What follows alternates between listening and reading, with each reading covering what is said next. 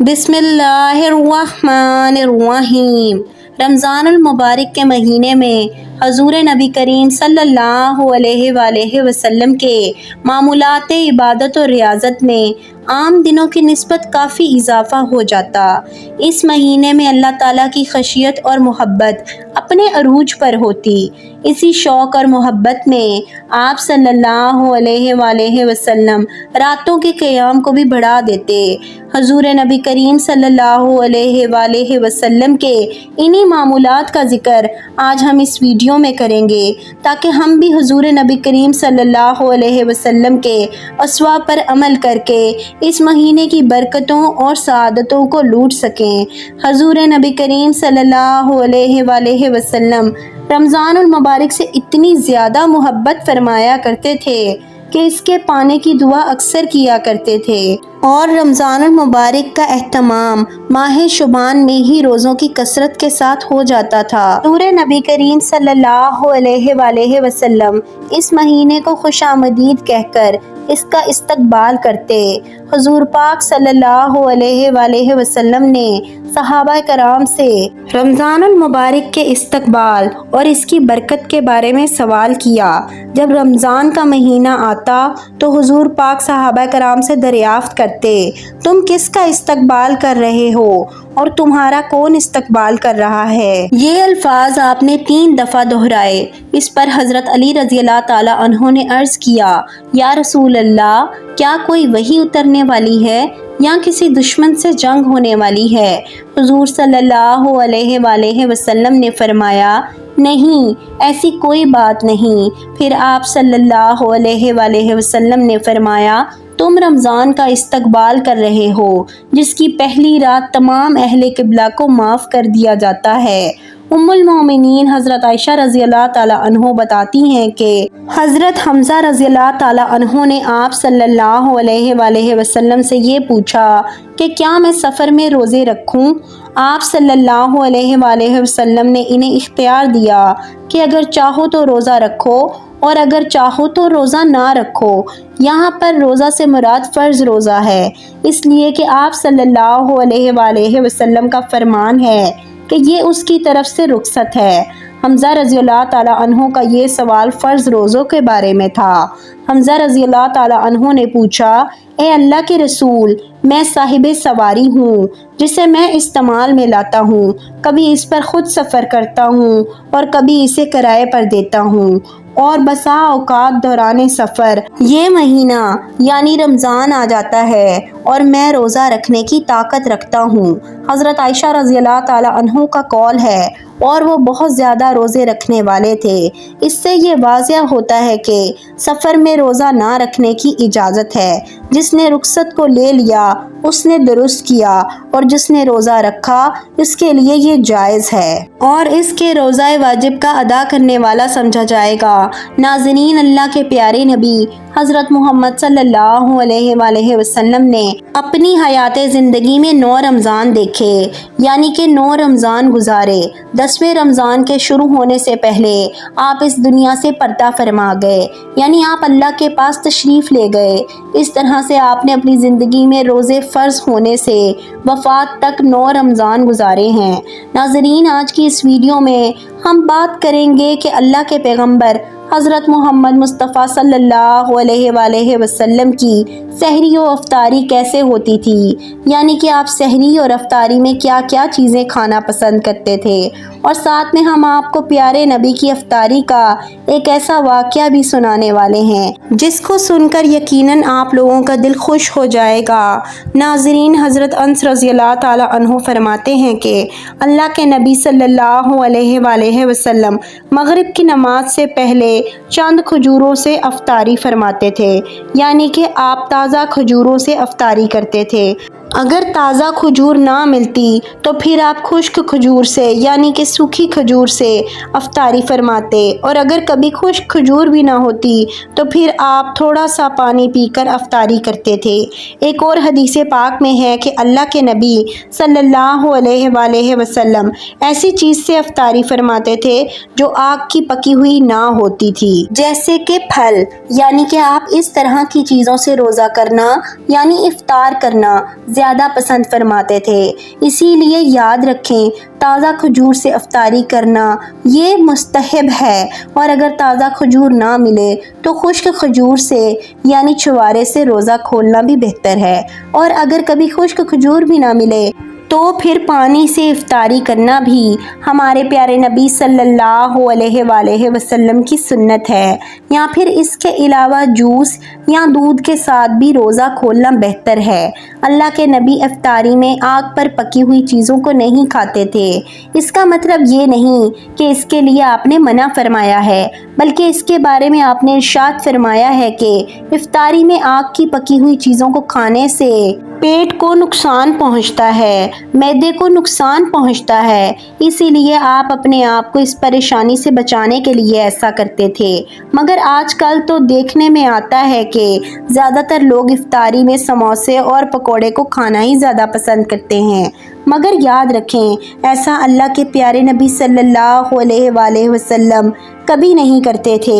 ان کے علاوہ ناظرین، اللہ کے نبی صلی اللہ علیہ وآلہ وسلم جب سحری کھاتے تھے تو بالکل آخری وقت میں کھاتے تھے۔ ادھر حضرت بلال اذان دے رہے ہیں اور ادھر آپ آخری لقمہ کھا رہے ہیں، اور ادھر سورج نیچے ہوا یعنی کہ ڈوبا اور آپ نے اپنے منہ میں کھجور رکھی یعنی افطاری کی۔ ایسا آپ اس لیے کرتے تھے تاکہ آپ کی امت پر بھوک کا وقت کم سے کم آئے۔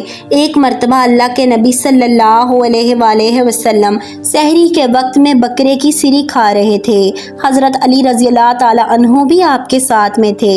اتنے میں حضرت بلال رضی اللہ تعالی عنہ آئے اور عرض کرنے لگے، یا رسول اللہ، وقت ختم ہو گیا ہے، میں اذان دینے جا رہا ہوں، آپ برائے مہربانی کھانا پینا بند کریں۔ اور یہ کہہ کر حضرت بلال اذان دینے چلے گئے اور اذان دینے کی تیاری کرنے لگے۔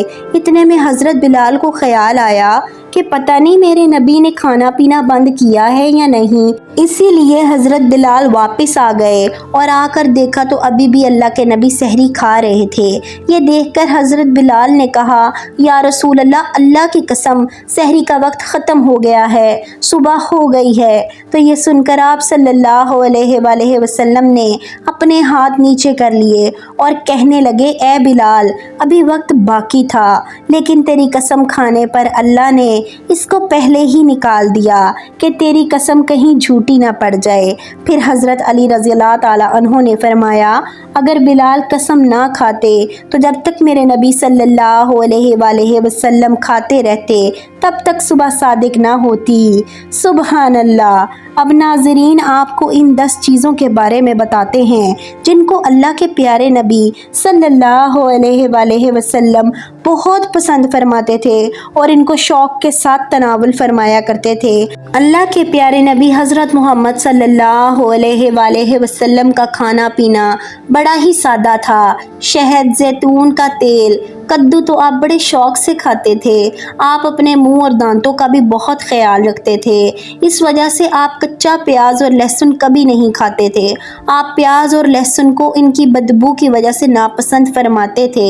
اللہ کے رسول صلی اللہ علیہ وآلہ وسلم کو اگر کوئی چیز یا کوئی کھانا پسند نہ ہوتا تو آپ اس کو چھوڑ دیتے تھے، یعنی کہ اس کو نہیں کھاتے تھے، مگر اس چیز کو آپ برا نہیں کہتے تھے۔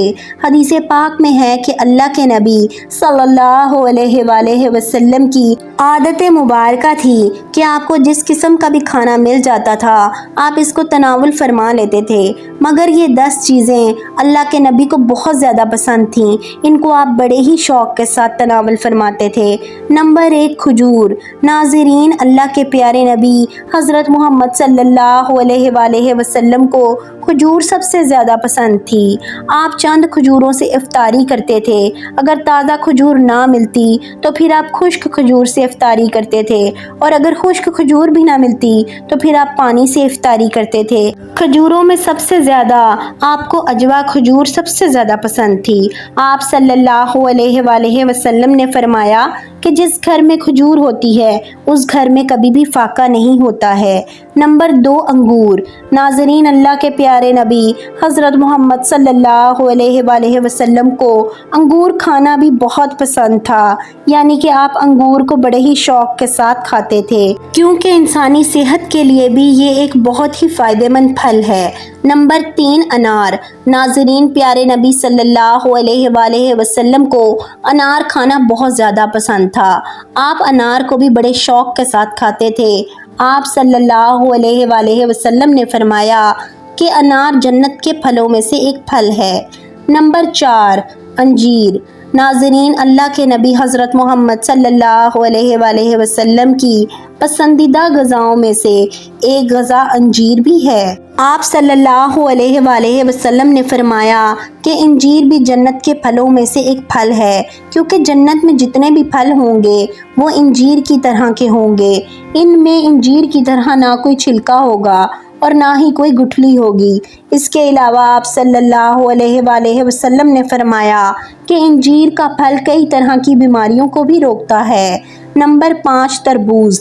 ناظرین، اللہ کے نبی حضرت محمد صلی اللہ علیہ وآلہ وسلم کو افطاری میں تربوز بھی بہت زیادہ پسند تھا۔ آپ اکثر تربوز کو کھجور کے ساتھ ملا کر کھاتے تھے۔ حضرت عائشہ رضی اللہ تعالیٰ عنہ سے روایت ہے کہ رسول خدا صلی اللہ علیہ وآلہ وسلم اکثر تربوز کو کھجوروں کے ساتھ ملا کر کھاتے تھے۔ نمبر 6 دودھ۔ ناظرین، دودھ بھی ہمارے پیارے نبی حضرت محمد صلی اللہ علیہ وآلہ وسلم کی پسندیدہ غذا میں سے ایک غذا تھی۔ آپ کو دودھ بہت زیادہ پسند تھا۔ آپ اکثر گائے اور بکری کا دودھ استعمال کرتے تھے۔ آپ دودھ کو کبھی خالص تو کبھی پانی میں ملا کر پینا پسند کرتے تھے۔ نمبر 7 شہد۔ ناظرین، اللہ کے پیارے نبی صلی اللہ علیہ وآلہ وسلم کو شہد بھی بہت زیادہ پسند تھا۔ آپ اکثر شہد کا استعمال کرتے تھے، اور یہی نہیں، شہد کا ذکر قرآن پاک میں بھی کئی دفعہ آیا ہے۔ نمبر 8 گوشت۔ ناظرین، پیارے نبی صلی اللہ علیہ وآلہ وسلم کو گوشت کھانا بھی بہت زیادہ پسند تھا۔ آپ نے فرمایا دنیا اور جنت دونوں جگہ میں سب کھانوں کا سردار گوشت ہوگا۔ آپ صلی اللہ علیہ وآلہ وسلم شوربے والے گوشت کو زیادہ پسند فرماتے تھے۔ حدیث پاک میں آیا ہے کہ اللہ کے پیارے نبی صلی اللہ علیہ وآلہ وسلم شوربے والا اور بھنے ہوئے گوشت کو زیادہ شوق سے تناول فرماتے تھے۔ آپ کو بکرا اور بکری، دمبا اور اونٹ کا گوشت سب سے زیادہ پسند تھا۔ نمبر 9 جو کی روٹی بھی بہت زیادہ پسند تھی۔ آپ اکثر جو کی روٹی کھانا پسند کرتے تھے اور بغیر چھانے ہوئے آٹے کی موٹی روٹی تناول فرماتے تھے۔ نمبر 10 چاول۔ ناظرین، پیارے نبی صلی اللہ علیہ وآلہ وسلم کو چاول کھانا بھی بہت زیادہ پسند تھا۔ آپ چاول کو بھی بڑے شوق کے ساتھ کھاتے تھے۔ آپ صلی اللہ علیہ وآلہ وسلم نے فرمایا کہ اللہ نے چاول کے دانوں میں بہت برکت رکھی ہوئی ہے۔ اللہ پاک ہمیں حلال اور کشادہ رزق عطا فرمائے اور ہمیں حضور صلی اللہ علیہ وآلہ وسلم کی اطاعت نصیب فرمائے، آمین یا رب العالمین۔ اگر یہ ویڈیو آپ کو پسند آئی ہے تو اس ویڈیو کو آگے دوسرے لوگوں کے ساتھ شیئر کریں اور ہمارے چینل کو سبسکرائب کریں۔ جزاک اللہ۔